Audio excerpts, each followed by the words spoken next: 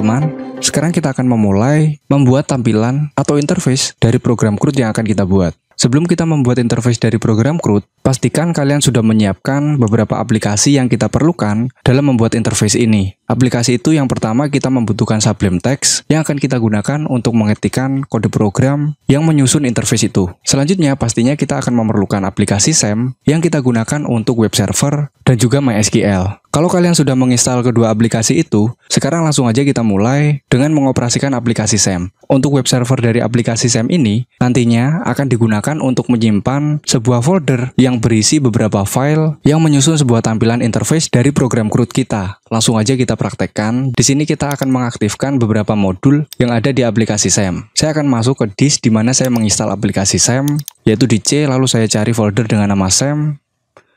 Dan kita cari file yang namanya samcontrol.exe. Kalau kita double klik, dia nanti akan muncul tampilan seperti ini. Untuk langkah awal, kita akan mencoba belajar tentang penyusunan sebuah folder yang akan kita isi dengan file-file untuk membuat sebuah interface dari program CRUD kita. Jadi di sini kita akan menyalakan modul Apache yang ada di aplikasi SAM.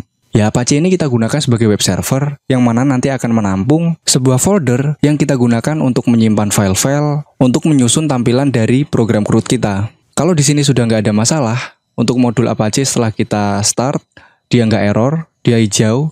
Sekarang kita masuk ke folder instalan SAM kita. Ya, setelah itu kita cari teman-teman di sini folder yang namanya htdocs. Untuk folder htdocs ini adalah folder publik yang bisa diakses oleh klien untuk mengakses website yang sedang kita kembangkan. Biar nggak bingung, langsung aja kita coba buat ya teman-teman. Kita masuk ke htdocs. Setelah itu kita coba buat sebuah folder. Kita kasih nama di sini belajar_CRUD. Ya, seperti ini.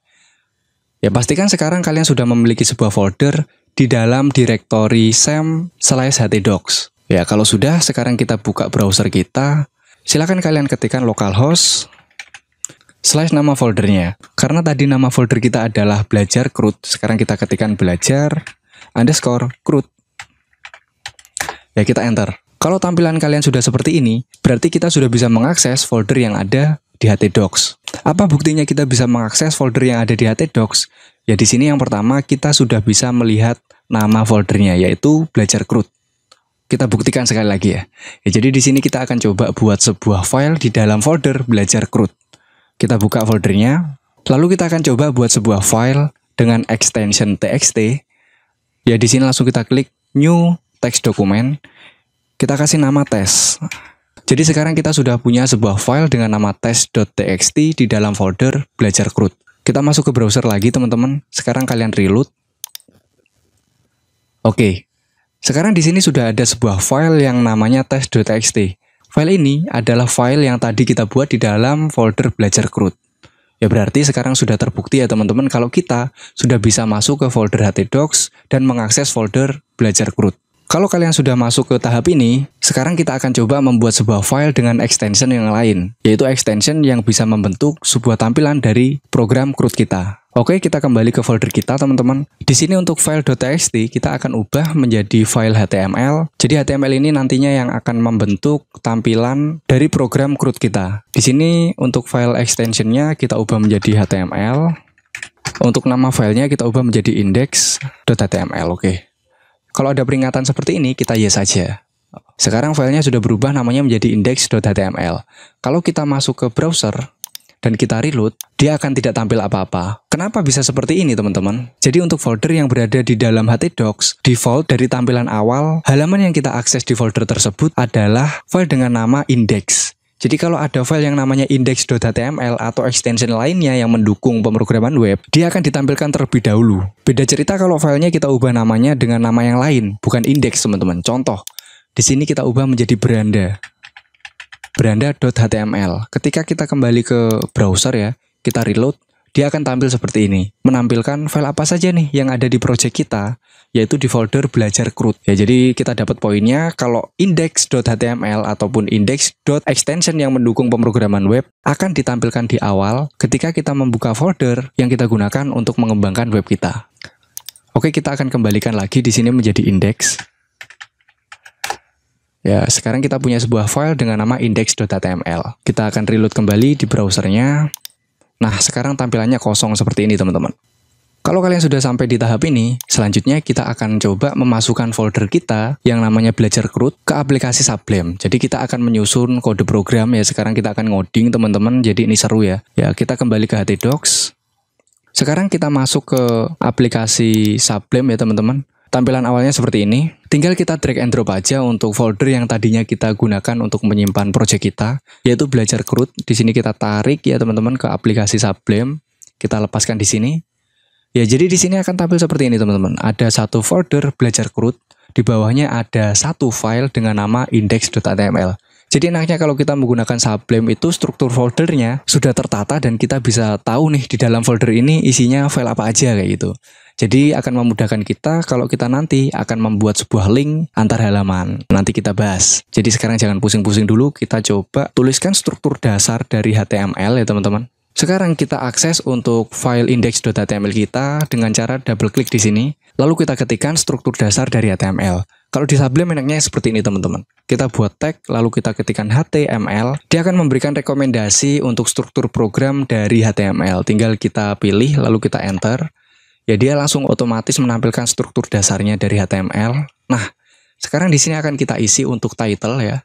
Kita besarkan sedikit ya, untuk titlenya di sini akan kita isi belajar _CRUD. Ya, lalu untuk di body coba kita berikan tag H1 ya untuk heading 1 yang besar. Dan jangan lupa kita berikan penutup. Kita tuliskan halo semua. Kita save, Ctrl S. Sekarang kita coba masuk ke browser kita. Coba kita reload.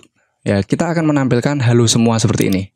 Ya, kalian ingat fontnya seperti ini. Nah, ini adalah tampilan ketika kita menggunakan HTML biasa. Oke, sekarang kita masuk ke pembahasan utama teman-teman. Kita akan menggunakan framework Bootstrap 5 dalam menyusun interface kita. Jadi di sini yang perlu kalian siapkan adalah koneksi internet. Ya, kita akan coba download library dari Bootstrap itu dan kita masukkan ke project kita tadi. Ya, caranya kita kunjungi ya websitenya di Bootstrap. Ya, di sini yang paling atas sendiri ya teman-teman, Get Bootstrap. Kita klik yang download di sini. Oke, ya di sini paling atas ada compile CSS dan JS ya. Jadi kita akan menggunakan CSS dan JS-nya untuk kita masukkan ke project kita. Kita akan download. Oke. Kalau sudah selesai kita buka untuk folder dari tempat downloadnya tadi ya teman-teman. Oke, di sini kita akan mendapatkan satu buah file zip yang namanya adalah Bootstrap 5.1.0. Ya, ini langsung kita cut aja ya teman-teman. Kita masukkan ke project kita tadi, yaitu di htdocs belajar CRUD. Kita pastekan di sini.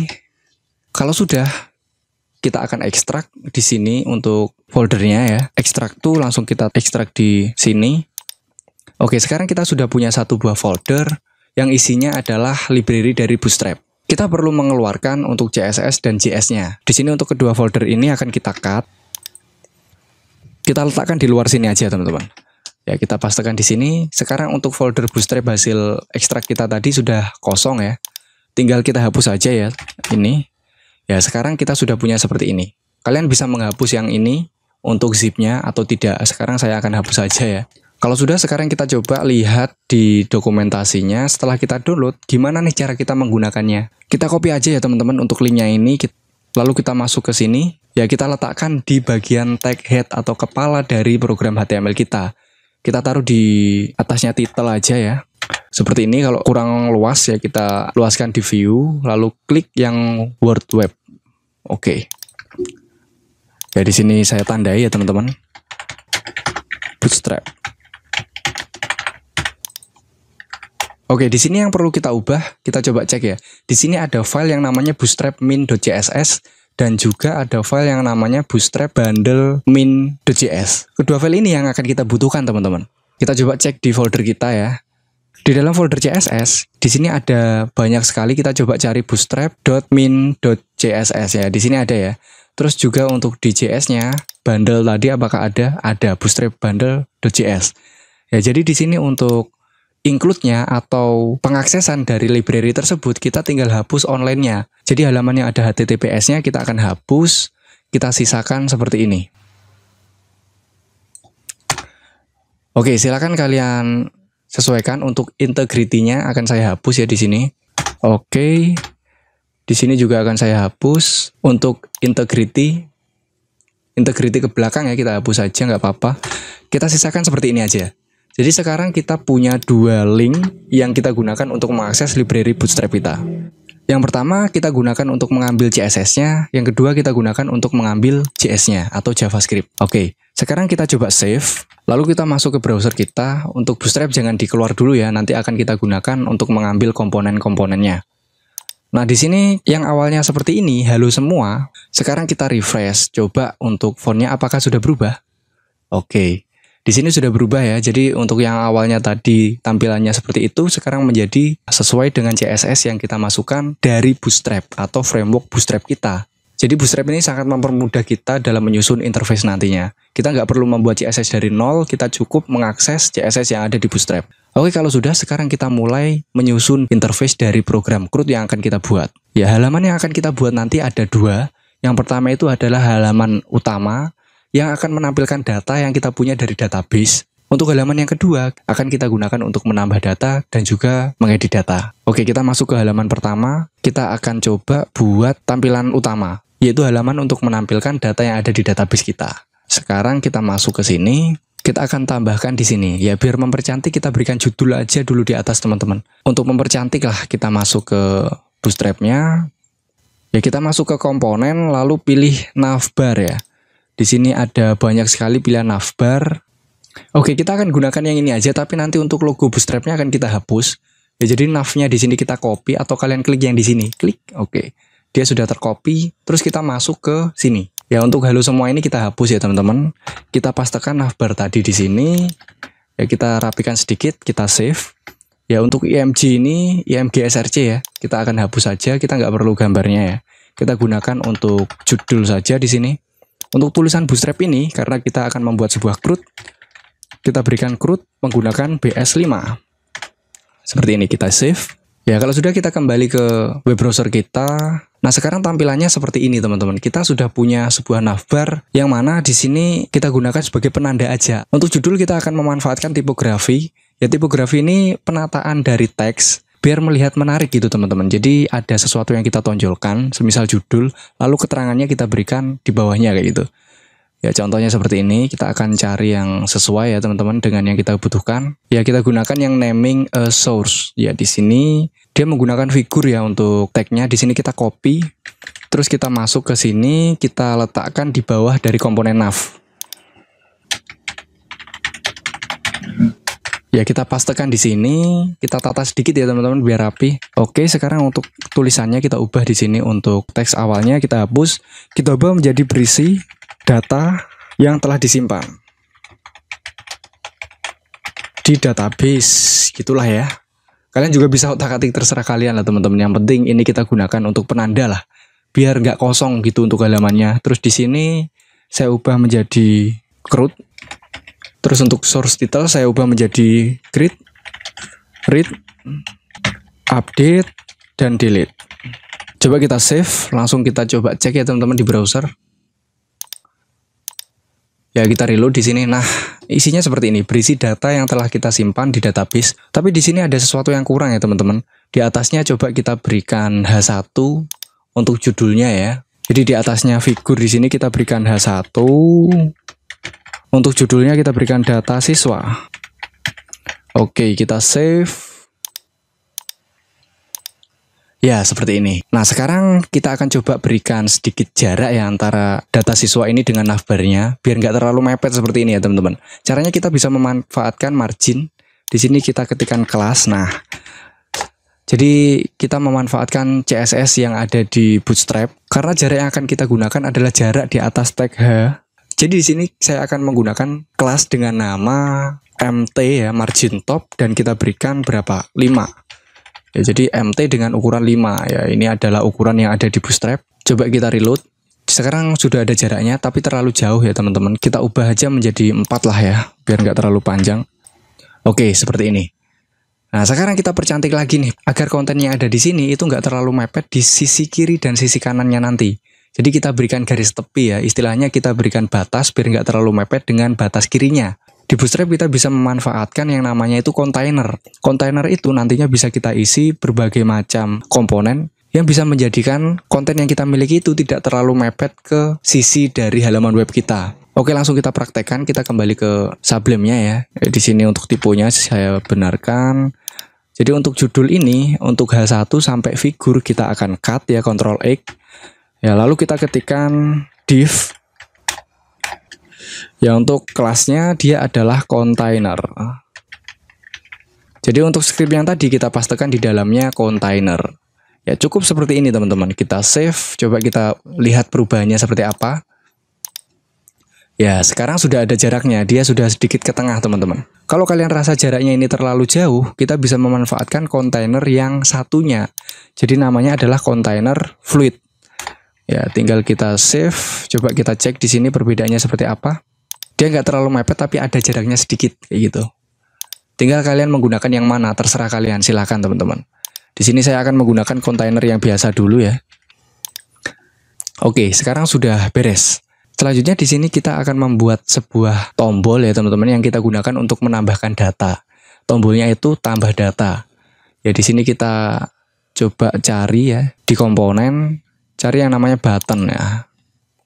Di sini banyak sekali buttonnya, kita gunakan yang biru ya teman-teman. Kita copy, kita letakkan di dalam kontainer tapi di bawahnya figur teman-teman. Seperti ini.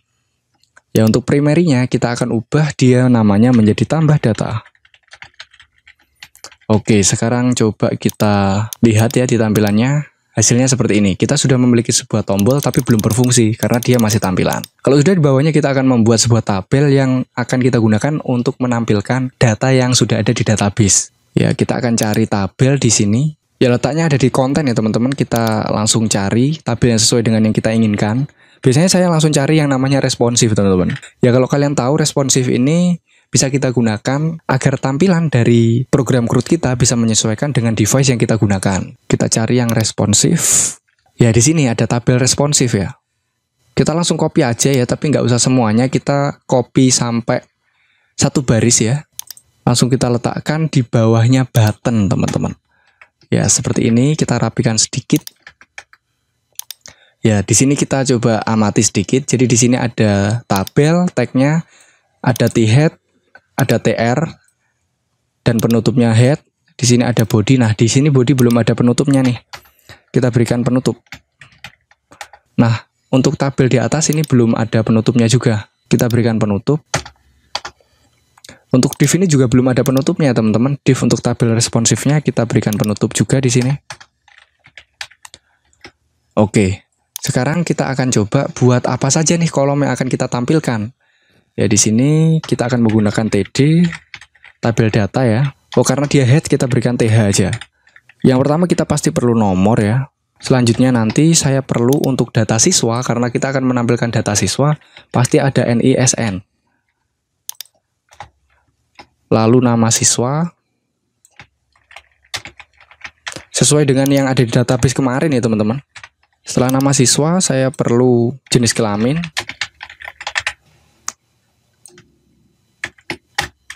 Foto ya.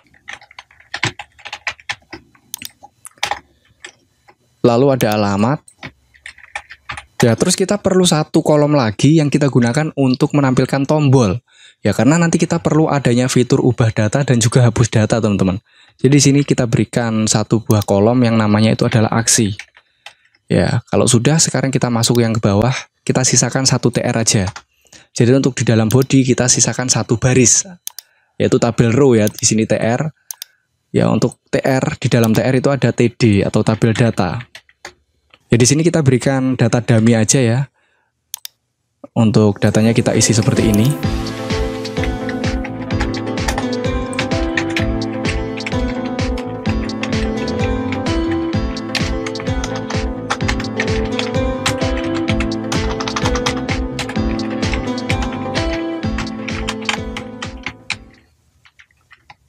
Oke, sekarang kita cek di sini kita punya 1 2 3 4 5 6 7. Kita punya 7 kolom dan di sini yang di bawah isinya 1 2 3 4 5 6 7. Pastikan untuk kolom yang ada di head dan juga kolom yang ada di body itu sama teman-teman jumlahnya. Kalau enggak nanti berantakan. Ya, sementara kita gunakan data seperti ini dulu. Untuk yang di bawahnya laki-laki ini ada foto, kita kosongi dulu ya, nanti kita set bareng-bareng. Yang terakhir tombol juga kita kosongi dulu, kita save. Sekarang kita masuk ke browser ya. Di halaman yang tadi, di index.html, kita reload. Oke, sekarang kita sudah punya tabel seperti ini. Ada beberapa kolom yang ada di sini sesuai dengan yang kita buat tadi ya teman-teman. Tapi untuk foto di sini masih kosong. Ya, untuk foto kita coba akan menggunakan data dummy teman-teman. Jadi kita masuk ke foldernya. Sekarang kita masuk ke belajar CRUD ini. Kita buat sebuah folder baru, kita kasih nama img. Jadi img ini akan kita gunakan untuk menyimpan gambar-gambar yang kita inputkan dari program CRUD kita. Untuk gambarnya di sini saya gunakan gambar dummy aja ya. Ya, di sini saya punya 5 gambar. Kalau kalian ingin menggunakan aset ini, silahkan download di deskripsi. Ya, kita kembali ke foldernya tadi. Ya, kita letakkan di img ya, seperti ini. Kita punya 5 data. Nah, sekarang untuk kolom dari foto itu bisa kita isi dengan gambar dummy itu. Ya, karena ini adalah nomor 1, kita berikan img 1 teman-teman. Ya, caranya gini, kita berikan img, dia akan muncul dengan sendiri. Kita enter aja. Ya, untuk src-nya kita berikan direktorinya ada di folder img. Ya, karena tadi kita letakkan di img, lalu nama filenya adalah img1.jpg. Ya, kita coba cek apakah benar ya di sini. Benar, di sini img1.jpg. Ya, kalau sudah kita masuk ke browser, kita reload. Ya, ini masih seperti ini teman-teman. Pasti ada yang salah ini. Kita coba cek. Ya, ternyata di sini seharusnya di depan sini nggak ada slash-nya. Langsung img slash nama filenya. Ya, karena ini adalah folder terawal teman-teman. Nggak usah kita berikan slash. Kalau sudah kita kembali ke browsernya ya. Di sini kita reload. Ya, ini gambarnya masih sangat besar sesuai dengan ukuran aslinya. Sekarang kita akan ubah ukurannya biar dia nggak seperti ini, biar nggak berantakan teman-teman. Ya, di sini kita berikan sedikit CSS ya, yang sederhana saja. Kita atur untuk lebarnya aja, tingginya nggak usah. Jadi biar lebar dari gambarnya itu sama semua teman-teman. Walaupun ukuran aslinya itu berbeda, setidaknya tampilannya itu ukuran yang sama. Kita berikan width, kita coba 100 px. Yes. Kita kembali ke browser, coba kita reload. Kekecilan nggak ya? Kekecilan, kita coba besarkan sedikit lagi. Kita berikan 200 px lah ya. Oke, seperti ini. Atau yang agak kecil ya, 150 juga boleh teman-teman. Ya, seperti ini. Nah, sekarang masih ada satu kolom lagi nih yang kosong, yaitu aksi. Ya, di aksi sekarang kita akan coba berikan tombol ya. Tadi kita sudah punya cara membuat tombol di sini. Tadi di sini kita sudah punya sebuah komponen tombol, tinggal kita copy aja. Kita masukkan ke tag td yang ada di sini. Ya, terus di sini untuk tambah datanya kita ubah menjadi hapus. Ya, kita susun seperti ini. Nah, di sini tombol sebenarnya bisa kita ubah ukurannya menjadi lebih kecil. Kalau di sini kita save, kita reload di sini, di hasilnya tombolnya besar teman-teman. Kayak gini. Kita bisa mengubahnya dengan menggunakan kelas yang ada di Bootstrap. Jadi kelas di sini btn primary ini adalah warnanya. Kita ubah menjadi btn ukuran kecil, yaitu sm. Sm itu untuk kecil. Karena dihapus, hapus akan kita ubah menjadi merah. Warna merah di Bootstrap itu adalah danger. Seperti ini. Kita kembali ke browser, kita cek. Nah, dia sudah kecil dan warnanya menjadi merah. Selain hapus, kita perlu yang namanya edit. Ya, di sini kita copy aja, kita letakkan di atasnya. Tulisan hapus kita ubah menjadi ubah. Ya, seperti ini. Untuk warnanya kita ubah menjadi hijau. Ya, untuk hijau itu kalau nggak salah sukses. Ya, seperti ini. Kita kembali ke browser. Nah, di sini sudah berubah seperti ini. Jadi kita bisa mengubah dan hapus. Tapi masih tampilan aja ya. Ya, oke. Di sini kan masih sangat standar ya, teman-teman. Di sini cuma ada tulisan di dalam tombolnya. Sekarang sekalian deh kita sekalian belajar. Coba di tombol-tombol ini kita tambahkan dengan icon. Kali ini kita akan memanfaatkan font Awesome. Untuk caranya kita seperti ini. Kalian tinggal kunjungi untuk link yang saya sediakan di deskripsi ya. Kita akan masuk ke website resminya ya teman-teman. Di sini versinya saya suka pakai versi 4 aja. Ya, kita download di sini menggunakan, nah di sini link downloadnya ada di sini. Kita download. No, kita pilih yang no. Kita hanya mendownload yang versi 4 aja. Dia akan langsung terdownload nanti ya. Terus kita buka foldernya teman-teman. Ya, kita akan mendapatkan satu file zip lagi ya. Kayak Bootstrap tadi. Font Awesome 4.7.0. Dan ekstensinya zip, kita cut aja, kita masukkan ke folder htdocs kita tadi. Kita letakkan di belajar CRUD, kita pastekan di luar sini, terus kita ekstrak teman-teman, sama kayak Bootstrap tadi. Kalau sudah, untuk zipnya kalian bisa hapus atau kalian biarkan aja nggak masalah. Tapi di sini akan saya hapus. Nah, di sini kita punya, nah di sini ada banyak ya. Di sini saya perlu ini aja. Jadi folder yang di dalam ini isinya kita ambil semuanya, kita cut, kita masukkan di belajar CRUD. Saya akan membuat sebuah folder yang namanya font awesome. Ya, kita masukkan ke dalam sini. Untuk foldernya yang ini saya akan hapus. Udah beres. Tinggal kita hubungkan ke halaman kita, teman-teman. Caranya kita akan coba lihat di sini caranya gimana. Nah, di sini.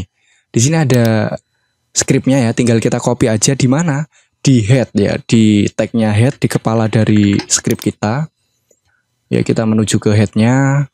Biar nggak bingung, kita taruh di bawahnya bootstrap kita. Ya, kita berikan komentar, ini adalah font awesome. Oke, kita pastekan di sini.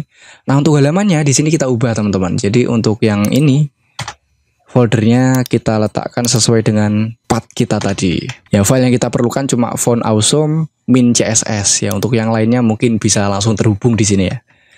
Oke, kalau sudah, sekarang kita akan coba gunakan font ini. Untuk kelinci percobaan kita akan gunakan yang tambah data ini dulu lah, teman-teman. Jadi di depannya tulisan tambah data kita berikan icon plus kayak gitu ya.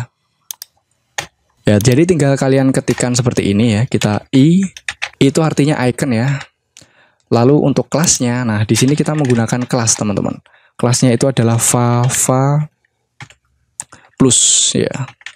Ini adalah kode yang kita dapatkan dari font awesome. Ya, kalian bisa mengeceknya di sini, teman-teman. Kalian masuk ke icon di sini ya. Di sini akan banyak sekali icon yang bisa kita gunakan. Ya, tinggal kalian cari. Kayak tadi saya menggunakan plus. Ya, untuk ikonnya plus itu seperti ini ya. Jadi silakan kalian gunakan icon-icon yang ada di sini. Untuk mengetahui kode yang bisa kita gunakan, kalian klik aja. Akan ditampilkan untuk mendapatkan icon seperti ini ada, nah skripnya di sini. Ya, silakan kalian explore sendiri ya, teman-teman. Yang penting kita sudah tahu caranya. Oke, sekarang kita save untuk skrip kita. Langsung kita reload untuk halamannya ya. Nah, berhasil. Sekarang sudah ada ikonnya di sini. Untuk ubah ya, untuk tombol ubah dan hapusnya akan kita ubah juga biar dia menjadi icon. Di mana tadi ya, di sini. Kita tambahkan tag icon ya.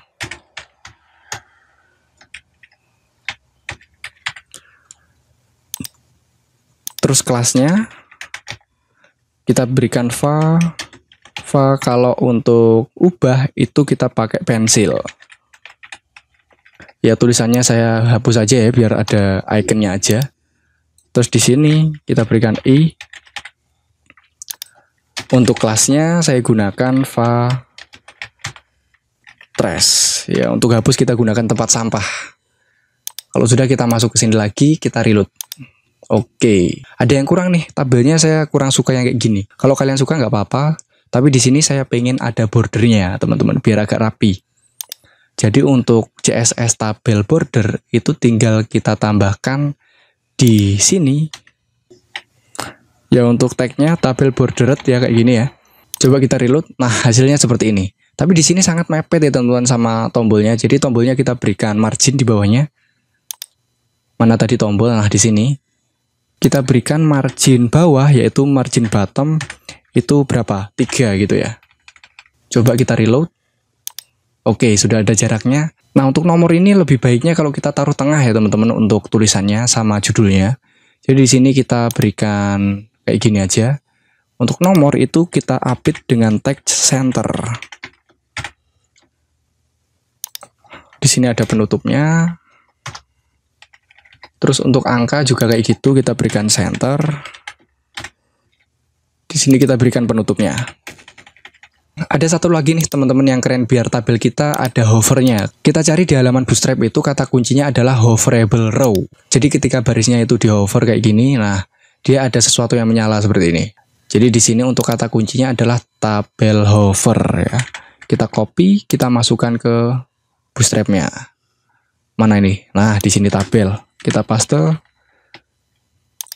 Sekarang kita reload untuk halaman kita. Nah, seperti ini ya. Ya, coba kita tambahkan satu baris lagi ya, teman-teman. Jadi row-nya yang TR ini kita copy. Kita pastekan di bawahnya. Kita ubah angkanya menjadi 2 dulu ya, untuk dummy aja nggak masalah. Namanya kita ubah aja di sini teman-teman menjadi Susanti. Dia adalah perempuan. Alamatnya Jalan Kusuma Bangsa. Oke, untuk gambarnya kita ubah menjadi IMG2. Oke, sekarang kita coba masuk ke sini lagi, kita reload. Oke, ya jadi untuk nomornya sudah ke tengah, gambarnya juga sudah berbeda. Kalau kita kecilkan, ya dia mengikuti, sudah responsif ya. Kalau terlalu kecil bisa di-scroll kayak gini. Ya, ini adalah tabel responsif. Jadi mungkin ini teman-teman pembahasan kita untuk video kali ini. Di video selanjutnya kita akan menambahkan halaman tambah data. Jadi ketika kita klik tambah data, akan menuju satu halaman lagi khusus untuk mengelola data yang ada di tabel ini. Ya, halaman itu nanti bisa kita gunakan untuk menambahkan data dan juga mengedit data. Mungkin itu aja teman-teman pembahasan kita kali ini. Semoga bisa menjadi bahan belajar untuk kita semuanya. Saya akhiri video kali ini. Wassalamualaikum warahmatullahi wabarakatuh.